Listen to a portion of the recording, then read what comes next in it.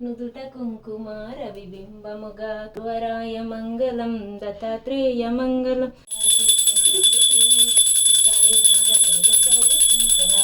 ఆరు రుచులతో అయ్యను ఆరంభం,